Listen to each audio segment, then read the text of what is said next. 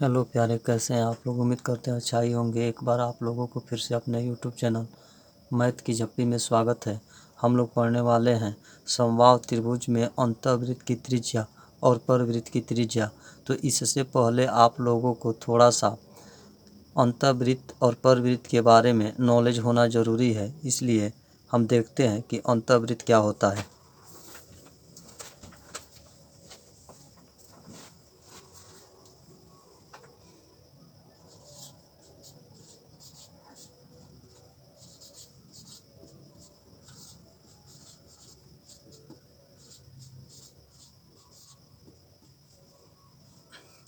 ऐसा वृत्त जो किसी त्रिभुज के अंदर हो तथा उस त्रिभुज की सभी भुजाएं उस वृत्त के स्पर्शी रेखा हो जाए, तो ऐसे वृत्त को अंतःवृत्त कहा जाता है।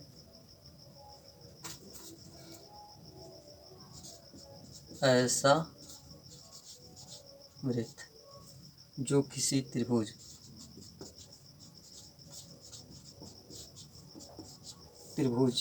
के अंदर हो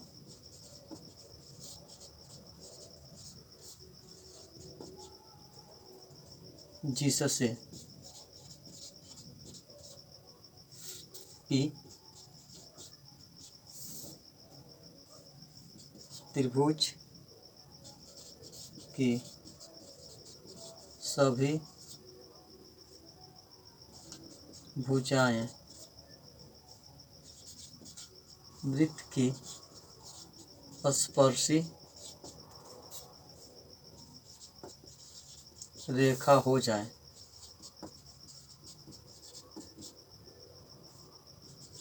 तो ऐसे वृत्त को अंतःवृत्त इन सर्किल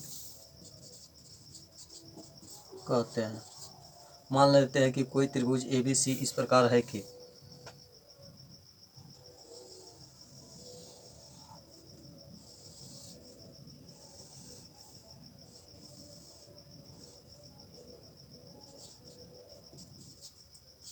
इसमें जो है यह जो है सर्किल है, इस सर्किल को कहेंगे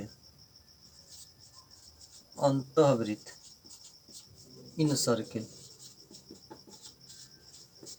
क्योंकि इस सर्किल की जो है स्पर्शी यहाँ पर देखा जाए तो इस त्रिभुज की एक भुजा BC जो है इस सर्किल के लिए एक स्पर्शी हुआ, और यहाँ पर जो है एक भुजा AC जो है इस सर्किल के लिए एक स्पर्शी हुआ, और यहाँ जो है एक भुजा AB जो है इस सर्किल के लिए एक स्पर्शी हुआ, और इसमें जो है यह सर्किल इस त्रिभुज के अंदर है। यानी कि ऐसा वृत्त जो किसी त्रिभुज के अंदर हो जिससे कि त्रिभुज की सभी भुजाएं वृत्त की स्पर्शी रेखा हो जाए, तो ऐसे वृत्त को अंतःवृत्त कहा जाता है। अब हम देखेंगे कि परवृत्त क्या होता है।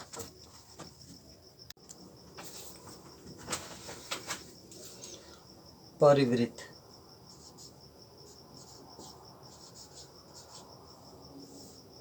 सर्कम सर्किल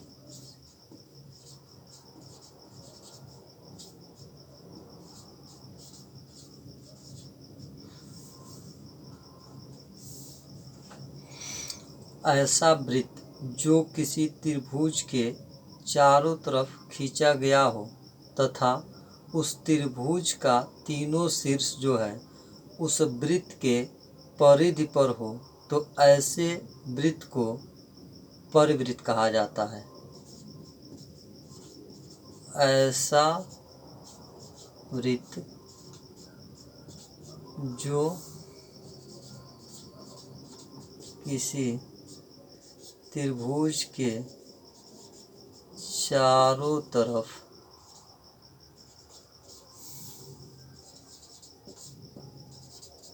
खींचा गया हो तथा उस त्रिभुज का तीनों शीर्ष उस वृत्त के परिधि पर स्थित हो, ऐसे वृत्त को परिवृत्त कहा जाता है।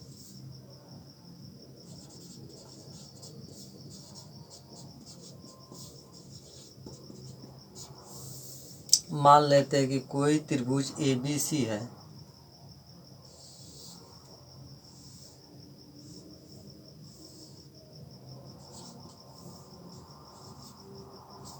तो यहाँ पर परिवृत्त की रचना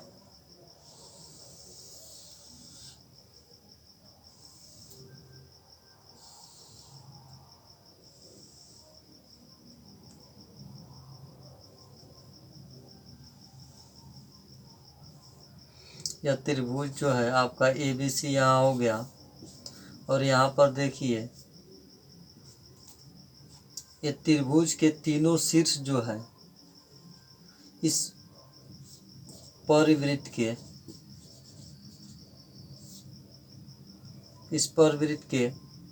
परिधि पर स्थित है, और जो है यह परिवृत्त जो है वह इस त्रिभुज के चारों तरफ बना हुआ है। तो इस तरह हमने देखा कि अंतःवृत्त क्या होता है और परिवृत्त क्या होता है। अब हम जानेंगे कि किसी त्रिभुज का केंद्रक या गुरुत्व केंद्र क्या होता है।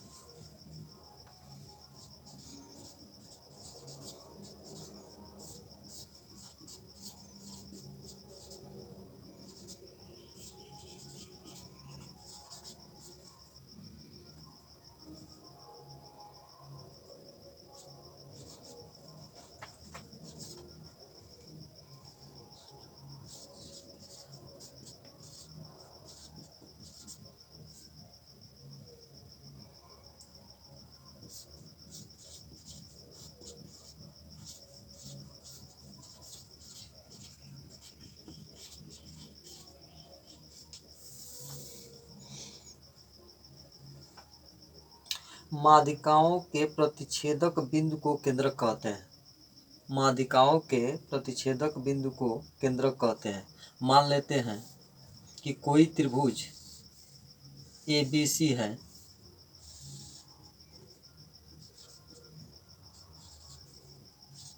अगर शीर्ष A से भुजा BC के मध्य बिंदु को मिला दिया जाए तो यह एक माध्यिका होगी जो इस भुजा BC को दो बराबर भागों में बांटेगी। अर्थात इसको A1 मान लेते हैं, तो A1 एक माध्यिका हो गया जो भुजा BC को दो बराबर भागों में बांटेगा, जिसमें BA1 और A1C आपस में बराबर होंगे। उसी तरह हम शीर्ष B से एक माध्यिका जो है खींचते हैं,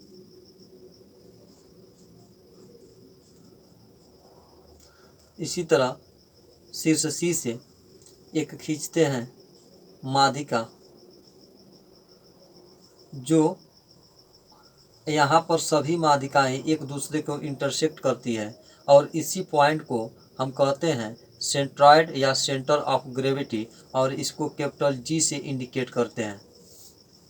अतः केंद्रक कहा जाता है कि किसी त्रिभुज के माध्यिकाओं के इंटरसेक्शन को हम कहते हैं केंद्रक।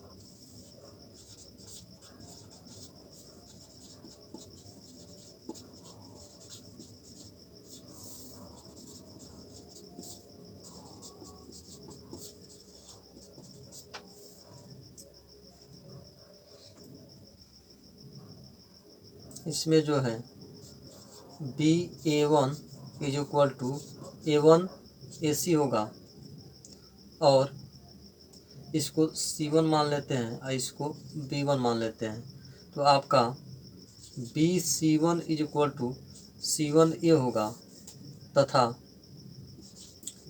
ए B one equal to B one C होगा। केंद्रक जो होता है वह त्रिभुज के माध्यिकाओं को दो संबंधे एक के रेशियो में विभाजित करता है।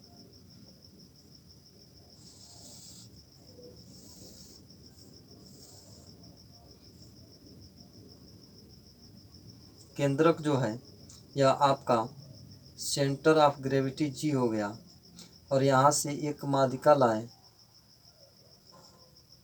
यह त्रिभुज ए बी सी हो गया और यह एक आपका माध्यिका हो गया। मान लेते हैं ए वन एक माध्यिका खींचे, तो यह जो है केंद्रक जो है इस माध्यिका को दो भागों में बांटेगा, जो 2 और 1 के रेशियो में बांटेगा, 2 और 1 के रेशियो में बांटता है।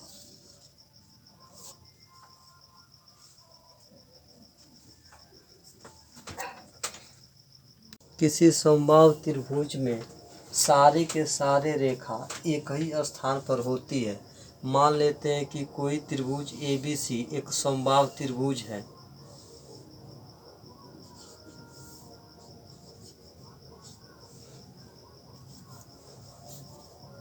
और यहाँ से एक माध्यिका खींचते हैं जो ए वन है, तो यह जो रेखा है यह माध्यिका का काम करेगा,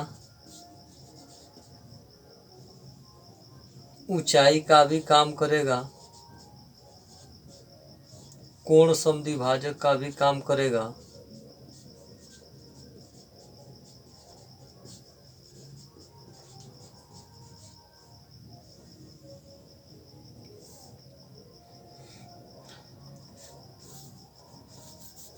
और लंब समद्विभाजक का भी काम करेगा।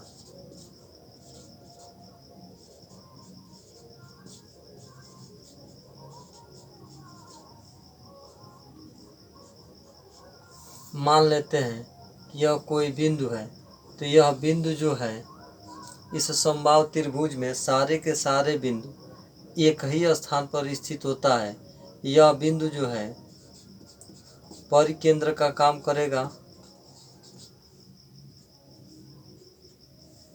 अंतः केंद्र का काम करेगा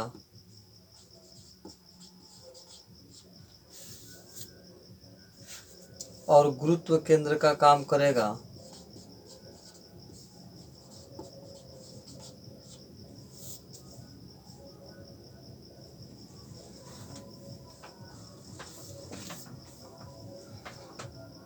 आइए जानते हैं माध्यिका क्या होती है। तो किसी त्रिभुज के शीर्ष से सामने वाली भुजा के मध्य बिंदु को मिलाने वाली रेखा को हम माध्यिका कहते हैं। जैसे यहाँ पे आपका शीर्ष ए है और शीर्ष ए से BC वाले भुजा के मध्य बिंदु को जब हम मिलाए हैं तो यह A1 बना है और इस प्रकार A1 जो है माध्यिका का काम करेगा और A1 जो है यही ऊंचाई होगी और कोण समद्विभाजक अर्थात इस कोण को बराबर भागों में तोड़ेगा, तो यह कोण समद्विभाजक हो गया और लंब समद्विभाजक हो गया। तो यहाँ से जो है एक रेखा जो किसी त्रिभुज की भुजा को लंब बनाते हुए समद्विभाजित करती है लंब समद्विभाजक कहलाती है।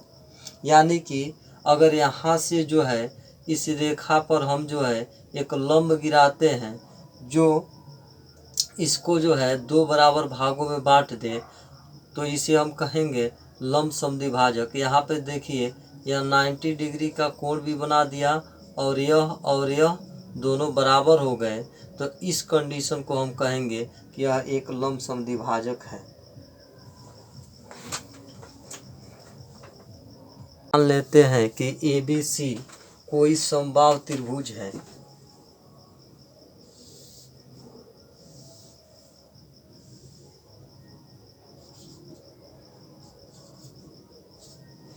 जिसमें जो है यह बिंदु जो है इस त्रिभुज का, मान लेते हैं इस समबाहु त्रिभुज का यह गुरुत्व केंद्र कहिए, पर केंद्र कहिए या अंतः केंद्र कहिए, तो यह इसका जो है गुरुत्व केंद्र है। तो जब इस त्रिभुज का यह गुरुत्व केंद्र है तो यह इस त्रिभुज के खींचे गए माध्यिका को 2:1 के रेशियो में बांटेगा। यह जो है 2 होगा और यह जो है 1 होगा। और समबाहु त्रिभुज में जो है मान लेते हैं कि यह भुजा जो होती है इसको माना जाता है 2√3, अर्थात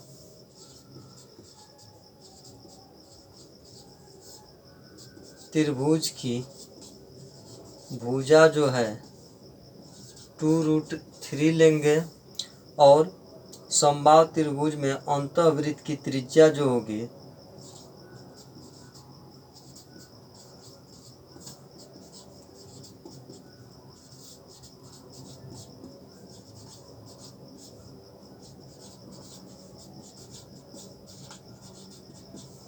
स्मॉल r = 1 लेंगे।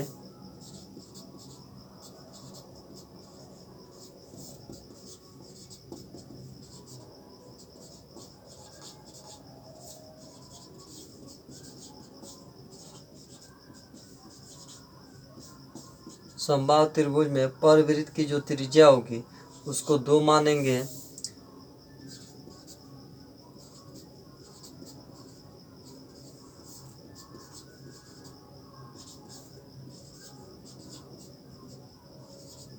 समबाहु त्रिभुज में जो ऊंचाई अर्थात हाइट होगी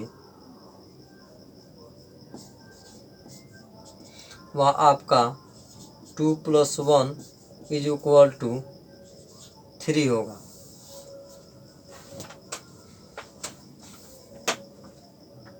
यदि किसी समबाहु त्रिभुज में किसी बिंदु से भुजाओं पर डाले गए लंब की लंबाई दिया हो तथा समबाहु त्रिभुज की ऊंचाई मांगे तो तीनों लंबों को जोड़ लेंगे तो हमें ऊंचाई प्राप्त हो जाएगी। जैसे मान लेते हैं कि कोई त्रिभुज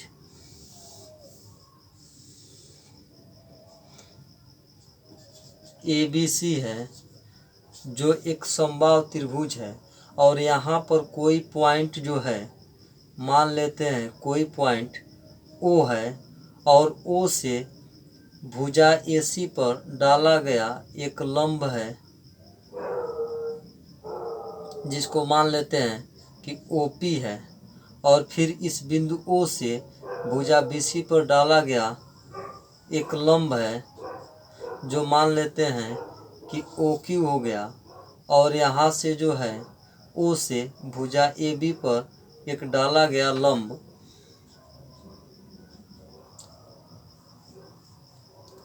OR है। मान लेते हैं कि OP की लंबाई L1 है, OQ की लंबाई L2 है और OR की लंबाई L3 है। तो इस प्रकार यदि हमसे इस समबाहु त्रिभुज की ऊंचाई पूछे तो इसके लिए H बराबर हो जाएगा आपका L1 + L2 + L3, अर्थात सभी जो है जो परपेंडिकुलर जो है ये लाइन ड्रॉ किए हैं इसका अगर योग कर देते हैं तो यह जो है इस त्रिभुज की ऊंचाई मिल जाएगी। समबाहु त्रिभुज के अंतःवृत्त की त्रिज्या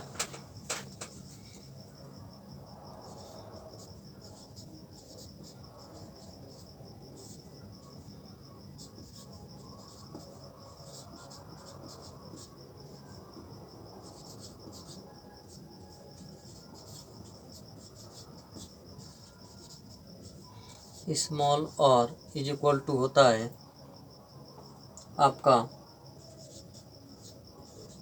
भुजा अपॉन 2√3 होता है।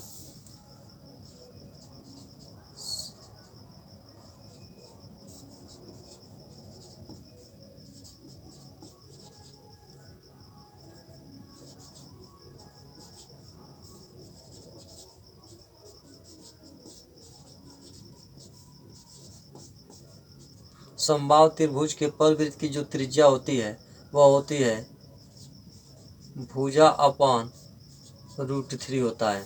मान लेते हैं कि कोई समबाहु त्रिभुज ABC है और उसका जो है गुरुत्व केंद्र G है।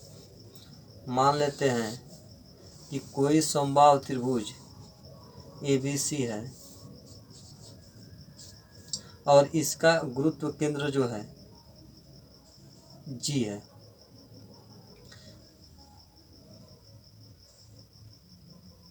तो गुरुत्व केंद्र जो होता है वह माध्यिका को दो संबंधे एक के रेशियो में विभाजित करता है। तो यहाँ से और यहाँ तक अर्थात A और G का जो है डिस्टेंस आपका मान लेते हैं 2 हो गया, और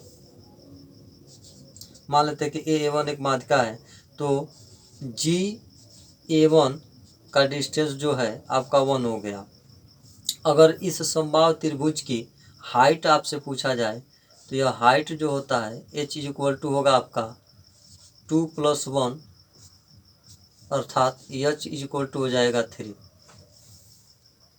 केंद्रक त्रिभुज की माध्यिकाओं को दो संबंधे एक के अनुपात में विभाजित करता है।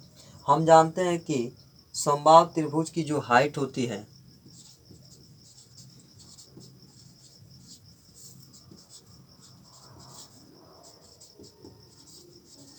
वह होती है √3/2 इंटू भुजा होती है।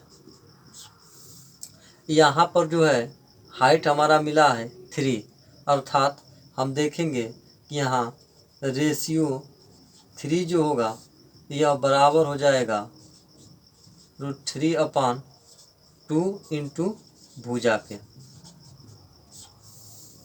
यहाँ से रेशियो 1 का मान निकालेंगे तो रेशियो 1 जो होगा वह होगा आपका √3/3 इंटू 2 इंटू भुजा होगा। यहाँ से जो है √3 यहाँ है तो 3 को हम √3 इंटू √3 लिख सकते हैं, यानी कि रेशियो 1 जो होगा वह आपका हो जाएगा √3 इंटू भुजा अपान √3 इंटू √3 इंटू 2। एक √3 से एक √3 कैंसिल हो गया, यानी कि रेशियो 1 जो होगा वह हो गया भुजा अपान 2√3। और यही जो है रेशियो 1 जो होता है वह अंतःवृत्त की त्रिज्या होती है। रेशियो 1 जो होता है वह अंतःवृत्त की त्रिज्या होती है, इसलिए हम प्रूफ कर दिए कि जो अंतःवृत्त की त्रिज्या होती है वह होती है भुजा अपान 2√3।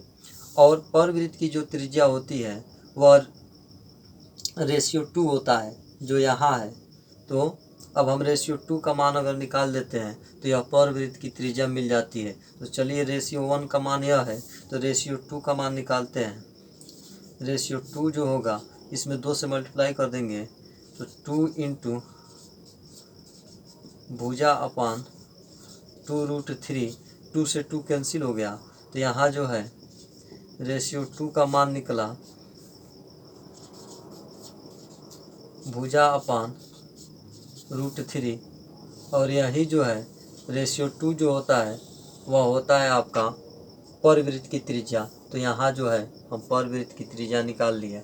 अब जो है हम इस पे आधारित प्रश्न करेंगे। इसी क्रम में प्रश्न को पढ़ते हैं। प्रश्न दिया है 16√3 वर्ग यूनिट के क्षेत्रफल वाले एक समभुज त्रिभुज के लिए उसके अंतःवृत्त और परवृत्त की त्रिज्याओं का अनुपात ज्ञात कीजिए। अर्थात यह जो है एक समभुज त्रिभुज का जो है क्षेत्रफल दे दिया है और कह रहा है कि उस जो है समबाहु त्रिभुज के अंतःवृत्त और परवृत्त का रेशियो निकालिए, उसके अंतःवृत्त और परवृत्त की त्रिज्या का रेशियो निकालिए। तो चलिए सॉल्यूशन करते हैं। हम जानते हैं कि समबाहु त्रिभुज का जो क्षेत्रफल होता है, समबाहु त्रिभुज का जो क्षेत्रफल होता है वह होता है √3/4 इंटू भुजा का स्क्वायर होता है। यहाँ समबाहु त्रिभुज का क्षेत्रफल जो है जो दिया है वह 16√3 है और यहाँ पर आपका हो जाएगा √3/4 इंटू भुजा इंटू भुजा। यहाँ जो है √3 से √3 कैंसिल हो गया, यह 16 का मतलब हो गया 16 चौको 64 इक्वल टू भुजा का स्क्वायर, अर्थात इसका अगर हम भुजा निकालते हैं तो भुजा बराबर हो जाएगा √64। दिस इम्प्लाइज भुजा जो होगा वह हो जाएगा 8। और हम जानते हैं कि किसी समबाहु त्रिभुज में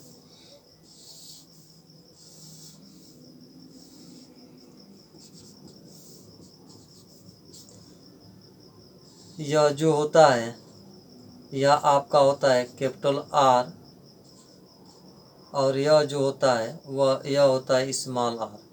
तो यह आपका हो गया अंतःवृत्त की त्रिज्या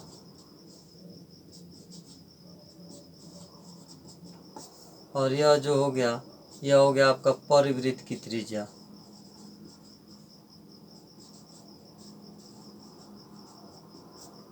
तो परिवृत्त की जो त्रिज्या होती है वह होती है capital R is equal to होता है भुजा अपान √3 और अंतःवृत्त की त्रिज्या स्मॉल आर जो होता है यह होता है आपका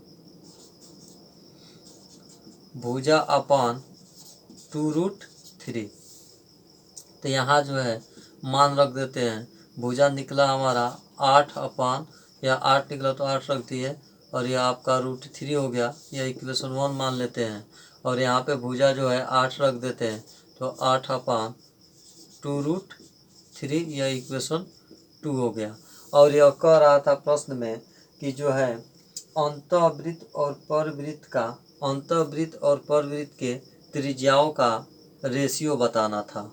तो अंतःवृत्त की त्रिज्या जो है 8 अपान 2√3 है और परवृत्त का जो है यह जो है 8 अपान √3 है। तो इसका रेशियो निकालेंगे तो small R upon capital R is equal to हो जाएगा स्मॉल आर यानी 8 अपान 2√3 और यहाँ पे हो जाएगा आपका 8 अपान √3 यानी 8√3 जो है 8/√3 से 8/√3 कैंसिल हो जाएगा तो यहाँ आपका मिलेगा this implies R upon capital R. यह जो यहाँ बचा 1/2 तो यह जो है आपका हो जाएगा 1/2 यानी कि अंतःवृत्त की त्रिज्या और परवृत्त की त्रिज्या में जो रेशियो होगा वह 1:2 का होगा और यही आपका जो है आंसर होगा। इस तरह जो है आपका ऑप्शन जो है ये जो है सही होगा।